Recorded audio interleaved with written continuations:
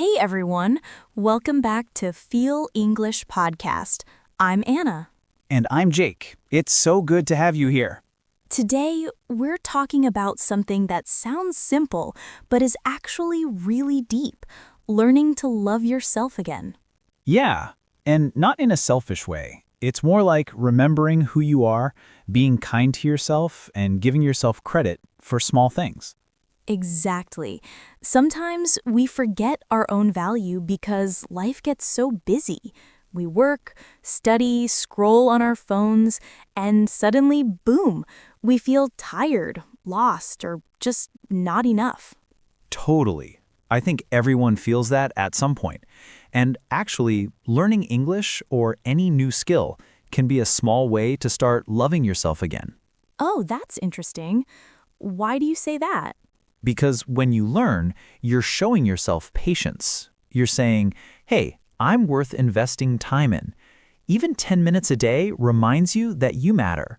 I love that. It's like when we say progress, not perfection. That means don't worry about being perfect, just keep moving forward. Yeah, and that's a great English phrase to remember. Progress, not perfection. It's simple, but powerful.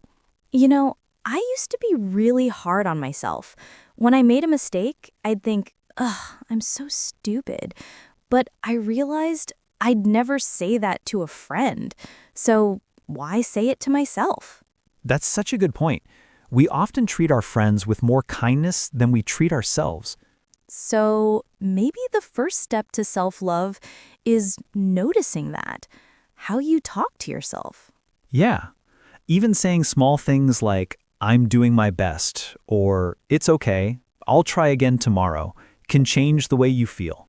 And that's part of learning English too, learning to talk kindly to yourself when you make mistakes. Right. So if you're listening, remember, every time you practice English, you're also practicing patience and self-respect. Beautifully said, Jake. All right, let's keep going. Let's do it. So, we just talked about how important it is to be kind to yourself. But let's go a little deeper. What about that little voice in your head? The famous inner voice. The one that sometimes says, you're not good enough, or you'll never do it. Exactly. We all have it. And it's interesting. That voice can be our best friend or our worst enemy. Yeah. For example, when I was learning English, my inner voice was always negative. I'd say, your pronunciation is terrible, or you sound funny. Oh, same here. When I started learning French, I felt embarrassed to speak. I was afraid people would laugh. But over time, I learned a trick. Talk to myself the way I'd talk to a friend. So instead of, you're terrible, I'd say, hey, you tried. That's brave. I love that. In English, there's a phrase for this, positive self-talk. It means speaking kindly to yourself, especially when things go wrong. Yeah, like saying, I can improve instead of, I'm bad at this. It's a small change, but it really changes your feeling. You know what helps too? Saying things out loud. When I look in the mirror and say, you're doing okay, Anna, it feels strange at first, but it actually works. Yeah, I've done that too. It feels funny, but it's powerful because your brain listens to your words. That's true. Another useful phrase for our listeners is give yourself grace. It means forgive yourself, be patient, don't expect perfection. That's such a beautiful expression. Give yourself grace. You can use it like this. I made a mistake today, but I'm giving myself grace. I'll try again tomorrow. I like that. And when you start changing your inner voice, everything feels lighter. You stop fighting yourself. Yeah, and when you're kinder inside, you learn faster because fear goes down and confidence goes up. Exactly. So loving yourself isn't just emotional, it's practical. It helps you grow. Couldn't agree more. And next, we'll talk about what happens when life knocks you down and how falling can actually teach you to rise again. Ah, that's a good one. Let's go there. So, Anna, we were talking about falling and rising again. I have a story about that. Oh, I love stories. Tell me.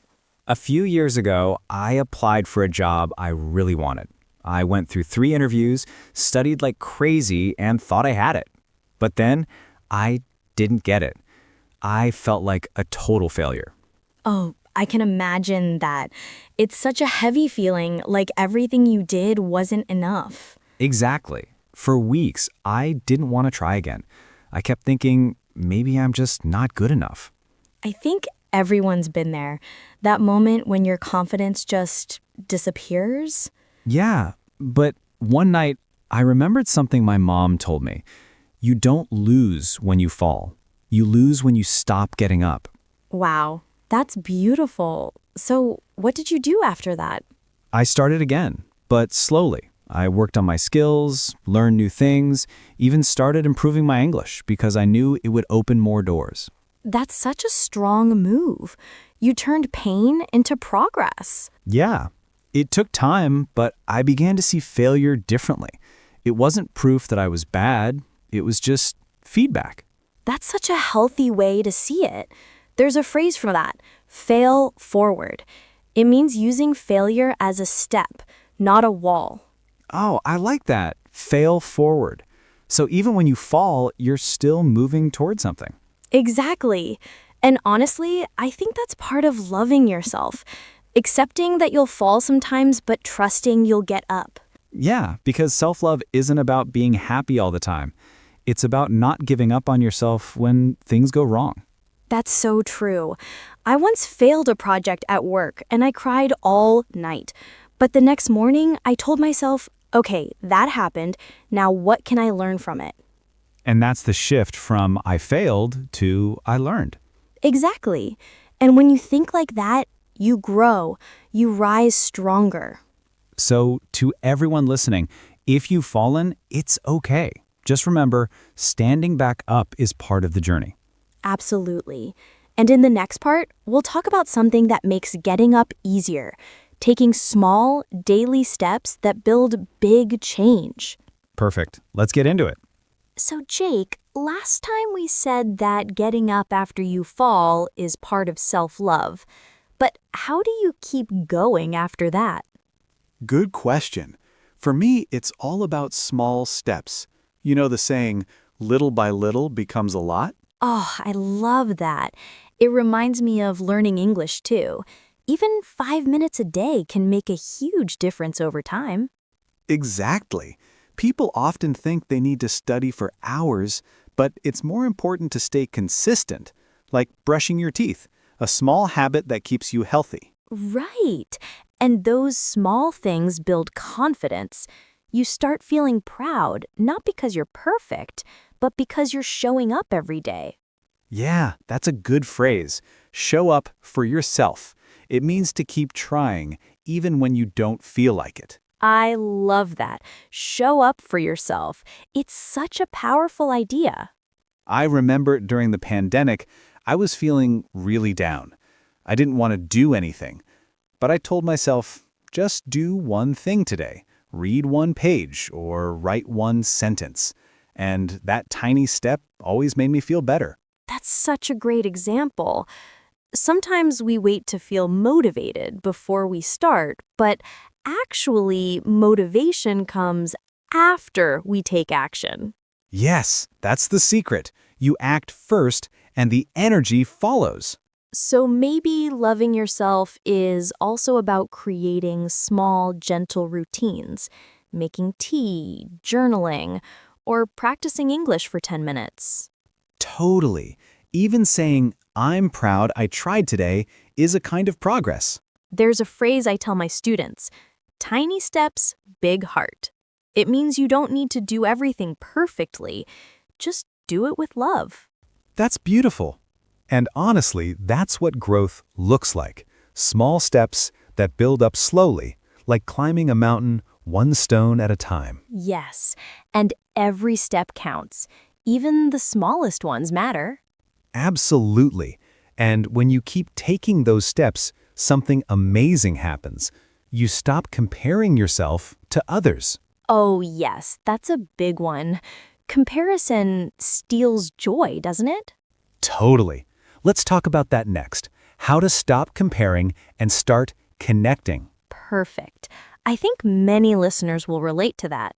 So, Jake, you said something powerful. Comparison steals joy. Let's talk about that. Yeah, I think we live in a world where it's so easy to compare. You open Instagram and suddenly everyone's life looks perfect. Better job, better body, better everything. Oh, totally. You see people traveling, smiling, learning 5 languages, and you're like, wait, I'm still in my pajamas. Exactly. But the truth is, what we see online isn't the full story. It's just the highlight reel. Yeah, like the best moments, not the real ones. I once heard a phrase, don't compare your behind the scenes to someone else's highlight reel. It means don't compare your real life to someone's perfect photo. That's such a good reminder, because comparison makes us forget our own progress. We start thinking we're not enough. Right. And the opposite of comparison is connection. When you connect with people instead of competing, life feels lighter and happier. That's true. Like when I joined an English learning group online. At first, I felt shy because everyone spoke better than me. But then I realized they weren't judging me. We were all just learning together. That's beautiful. And you know what's interesting? When you connect, you also grow faster because you're learning with people, not against them. Yeah, that's such a great way to put it. And that connection builds self-love too, because you feel supported, not alone. Exactly. And here's another phrase for our listeners. Run your own race. It means focus on your journey, your pace, your growth. Ooh, I like that one. Run your own race, because everyone's timeline is different. Yes, you might be in the middle of your story while someone else is at their ending, and that's okay. Totally. I think once you stop comparing, you start enjoying. You see your own progress more clearly. So true. And that's where self-love becomes real. When you stop trying to be someone else and start being your own friend. Beautifully said. Speaking of that, maybe we should end with that idea, what it means to become your own friend. Yes, let's do it. I love that message. So, Jake, we've talked about self-worth, positive thinking, failing, small steps, and avoiding comparison. But now comes the real heart of it, becoming your own friend. Yeah, it sounds simple, but it's one of the hardest things to do. We spend so much time trying to please others that we forget to just be there for ourselves. Exactly. You know, being your own friend means listening to yourself without judgment. Like when you're sad, instead of saying, stop being weak, you say, hey, it's okay, I understand. That's such a gentle way to look at it. I think self-friendship is about treating yourself the way you'd treat someone you truly care about. Totally. And sometimes it's also about forgiveness, forgiving your past self for mistakes you made when you didn't know better. Yeah. I remember once I said something hurtful to a friend years ago. I kept replaying it in my mind, feeling guilty. But then one day I thought, I can't go back, but I can be better now. That's beautiful. And that's the real meaning of growth. You don't erase the past. You learn from it with kindness. You know, there's a phrase I love, be the person you needed when you were younger. Oh, that's such a touching one. It means becoming the kind, patient, supportive version of yourself that your younger self was searching for. Exactly. And that's what learning, including learning English, can do. It reminds you that you're capable, curious, and growing every single day. Yes, learning something new every day isn't just about grammar or vocabulary. It's about building patience, confidence, and care for yourself. Yes. Every word you learn, every mistake you make, every time you try again, it's a message to yourself, I'm growing. And that's the most beautiful kind of progress. Thanks for listening, everyone. And remember, real English is about connection, not perfection. See you next time. See you soon, friends.